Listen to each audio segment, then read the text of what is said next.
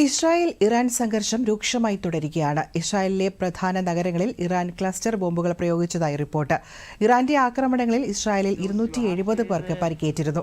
Missile ആക്രമണത്തിൽ ബോർഷേബ ആശുപത്രിയിൽ ചികിത്സയിലുണ്ടായിരുന്ന 71 പേർക്ക് പരിക്കേറ്റിട്ടുണ്ട്. ആശുപത്രിയല്ല, സൈനിക താവളമാണ് ലക്ഷ്യമിട്ടതെന്ന് ഇറാൻ സൈനിക മേധാവി പറഞ്ഞു.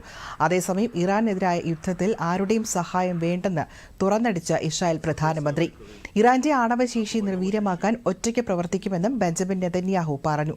യുദ്ധത്തിൽ പിന്തുണയ്ക്കണമോ എന്നത് അമേരിക്കൻ പ്രസിഡന്റ് ട്രംപിന്റെ തീരുമാനമാണെന്നും അദ്ദേഹം വ്യക്തമാക്കി. അതിനിടെ പുതിയ ഇസ്ലാമിക് റവല്യൂഷണറി ഗാർഡ്സ് മേധാവിയെ ഇറാൻ നിയമിച്ചു. ബ്രിഗേഡിയർ ജനറൽ മജീദ് ഖദാമിയാണ് ഇറാൻ റവല്യൂഷണറി ഗാർഡ്സ് ഇന്റലിജൻസ് വിഭാഗത്തിന്റെ പുതിയ തലവനായി നിയമിച്ചത്. കഴിഞ്ഞയാഴ്ച ഇസ്രായേൽ നടത്തിയ ആക്രമണത്തിൽ കൊല്ലപ്പെട്ട മുഹമ്മദ് ഖസമിക്ക് പകരമായാണ് മജീദ് ഖദാമി ചുമതലയേറ്റത്. ഔദ്യോഗിക വാർത്താ ഏജൻസിയായ ഇർനയാണ് ഇക്കാര്യം പുറത്തുവിട്ടത്.